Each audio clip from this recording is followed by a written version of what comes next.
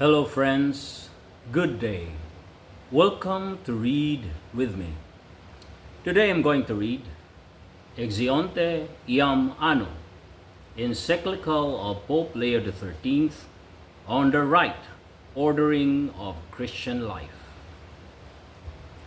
To the patriarchs, primates, archbishops, and bishops, and to all the faithful, in grace and communion with the Apostolic See. Venerable brothers, beloved sons, health and apostolic benediction. At the end of the year in which, by a singular mercy of God, we have celebrated the 50th anniversary of our priesthood, we dwell with pleasure upon the past months and are delighted to recall them to memory, and not without reason, for the occasion which regarded us in a personal manner was of itself neither great nor extraordinary, and yet moved the goodwill of all men to a very great degree, to rejoice with and congratulate us, so that there was nothing left to be desired.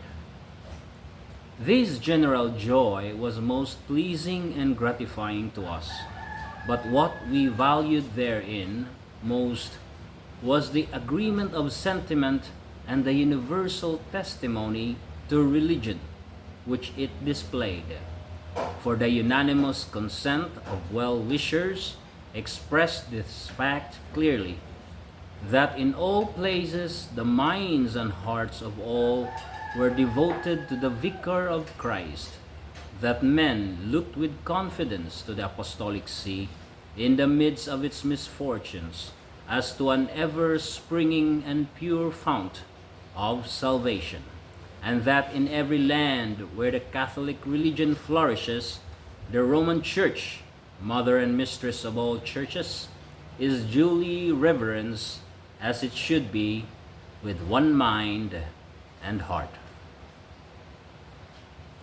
For these reasons, through the past months, we have often lifted up our eyes to God in thanksgiving for His most gracious gift of long life, and for the consolations in our labors which we have mentioned, and at the same time, when needful, we showed our gratitude to those to whom it was due. Now, however, the closing days of the year and of the Jubilee bid us renew the recollection of benefits received, and it gives us great pleasure that the whole Church joins with us in thanksgiving.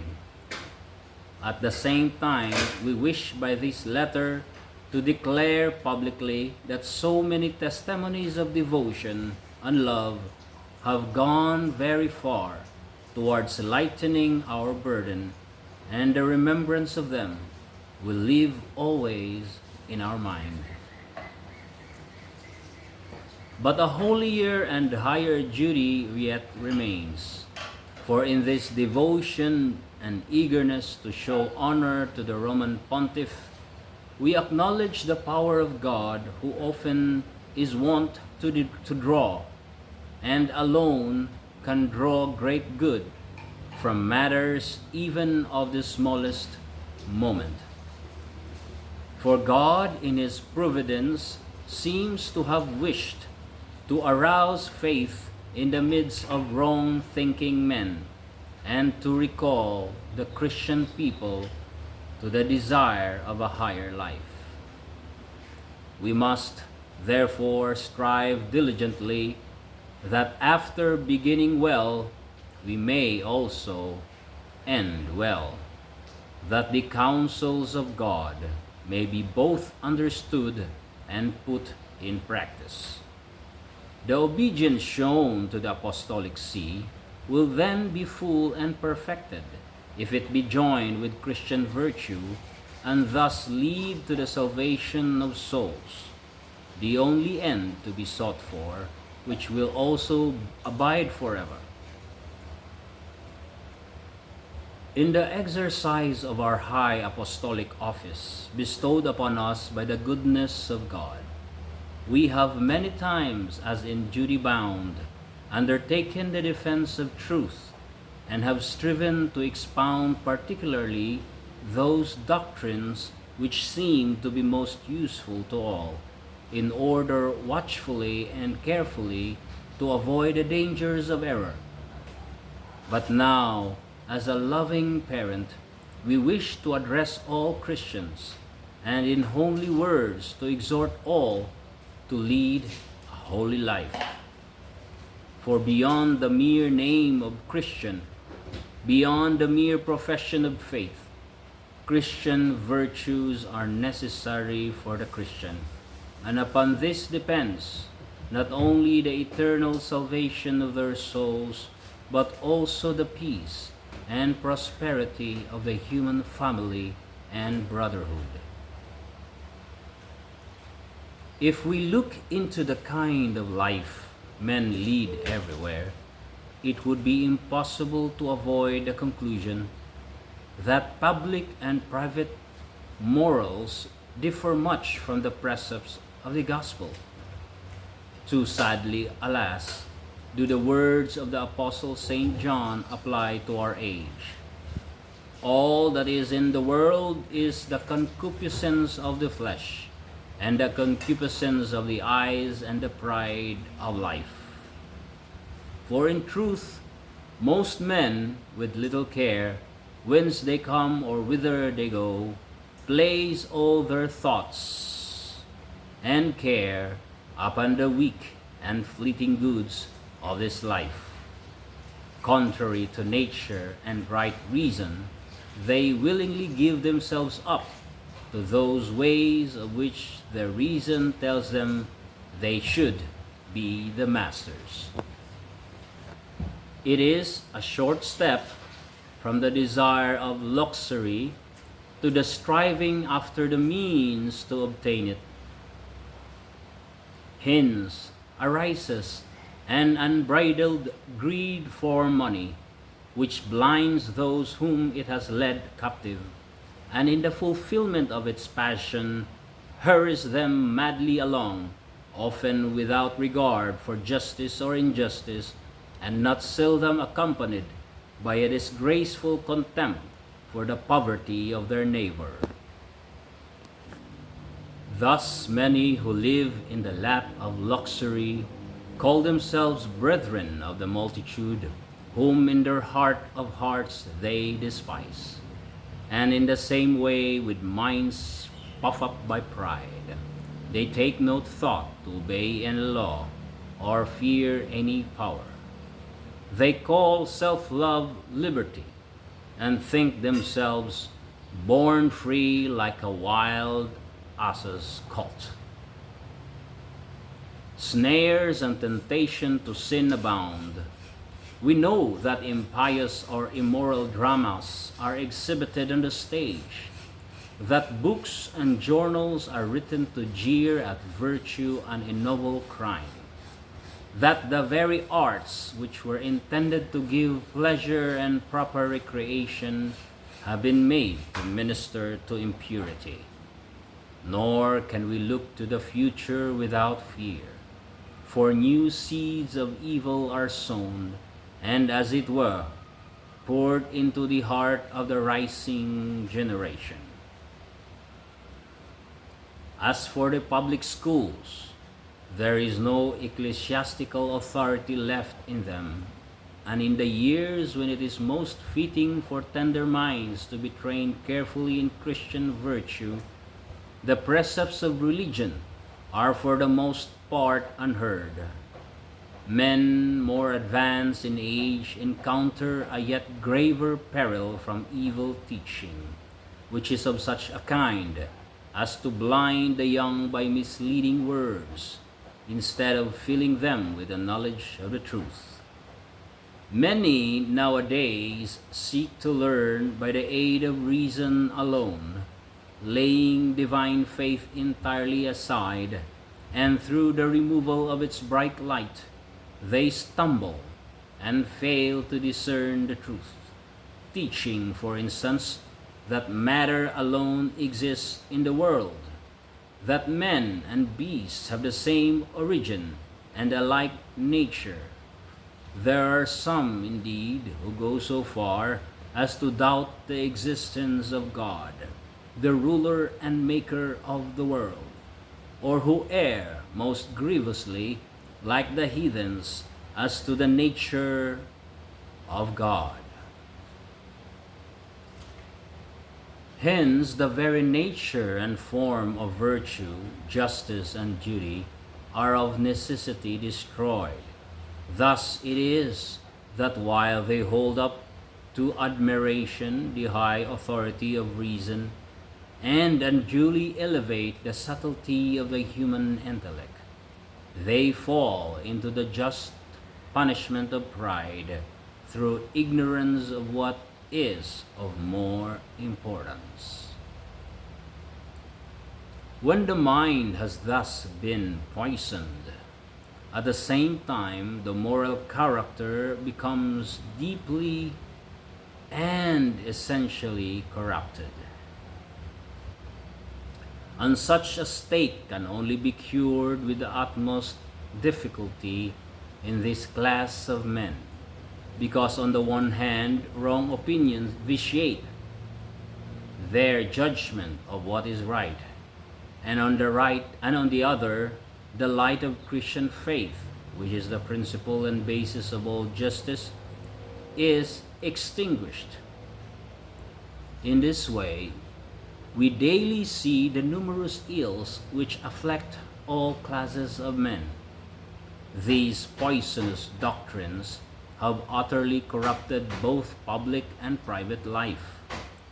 Rationalism, materialism, atheism have begotten socialism, communism, nihilism, evil principles, which it was not only fitting should have sprung from such parentage, but were its necessary offspring. In truth, if the Catholic religion is willfully rejected, whose divine origin is made clear by such unmistakable signs, what reason is there why every form of religion should not be rejected, not upheld but by such criteria of truth? If the soul is one with the body, and if therefore no hope of a happy eternity remains when the body dies, what reason is there for men to undertake toil and suffering here in subjecting the appetites to right reason? The highest good of man will then lie in enjoying life's pleasure and life's luxuries. And since there is no one who is drawn to virtue by the impulse of his own nature, every man will naturally lay hands on all he can, that he may live happily on the spoils of others. Nor is there any power mighty enough to bridle the passions, for it follows that the power of law is broken, and that all authority is loosened, if the belief in an ever-living God who commands what is right and forbids what is wrong is rejected. Hence, the bonds of civil society will be utterly shattered when every man is driven by an unappeasable covetousness to a perpetual struggle, some striving to keep their possessions, others to obtain what they desire. This is well nigh the bent of our age. There is, nevertheless, some consolation for us even in looking on these evils, and we may lift up our heart in hope. For God created all things that they might be, and He made the nations of the earth for health. But as all this world cannot be upheld but by his providence and divinity, so also men can only be healed by his power, of whose goodness they were called from death to life. For Jesus Christ redeemed the human race once by the shedding of his blood, but the power of so great a work and gift is for all ages. Neither is there salvation in any other.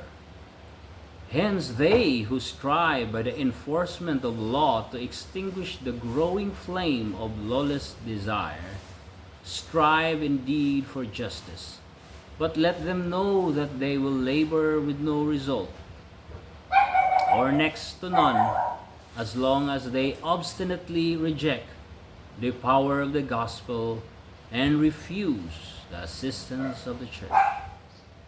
Thus will the evil alone be cured by changing their ways and returning back in their public and private life to Jesus Christ and Christianity. Now, the whole essence of a Christian life is to reject the corruption of the world and to oppose constantly any indulgence in it. This is taught in the words and deeds, the laws and institutions, the life and death of Jesus Christ, the author and finisher of faith. Hence, however strongly we are deterred by the evil disposition of nature and character, it is our duty to run to the fight proposed to us. Fortitude, and armed with the same desire and the same arms as he who, having joy set before him, endured the cross.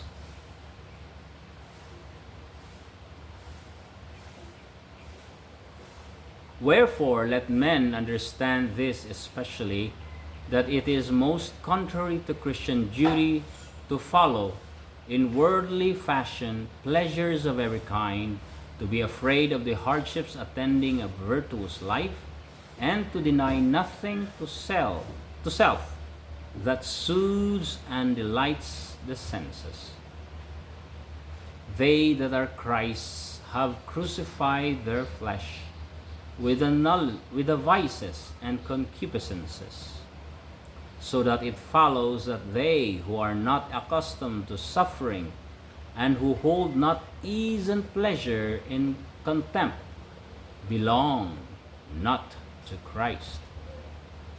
By the infinite goodness of God, man lived again to the hope of eternal life, from which he had been cut off. But he cannot attain to it if he strives not to walk in the very footsteps of Christ, and conform his mind to Christ by the meditation of Christ's example. Therefore, this is not a counsel but a duty, and it is the duty not of those only who desire a more perfect life, but clearly of every man, always bearing about in our body the mortification of Jesus. How otherwise could the natural law, commanding man to live virtuously, be kept?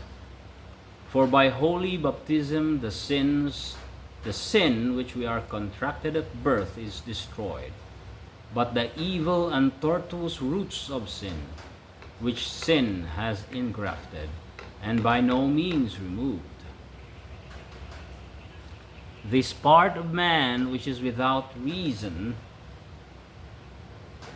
although it cannot beat those who fight manfully by Christ's grace, nevertheless struggles with reason for supremacy, clouds the whole soul, and tyrannically bends the will from virtue, with such power that we cannot escape vice or do our duty except by a daily struggle.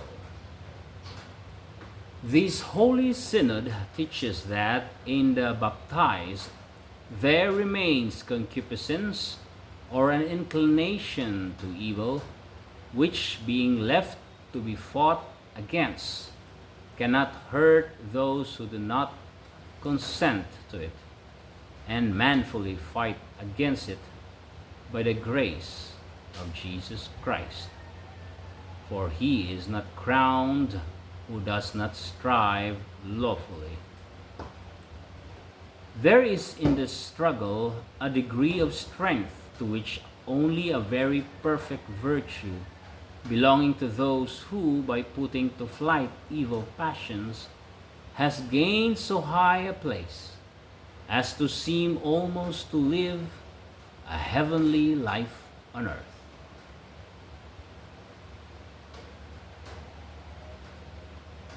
Grant that few attain such excellence. Even the philosophy of the ancients taught that every man should restrain his evil desires, and still more with greater care those who, from daily contact with the world, have the greater temptations, unless it be foolishly thought that where the greater is, watchfulness is less needed, or that they who are more grievously ill need fewer medicine.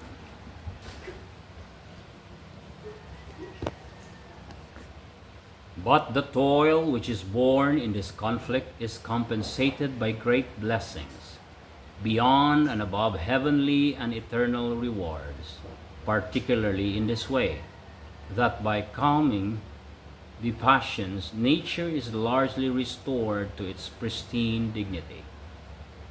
For man has been born under this law, that the mind should rule the body, that the appetites should be restrained by sound sense and reason, and hence it follows that putting a curb upon our masterful passions is the noblest and greatest freedom.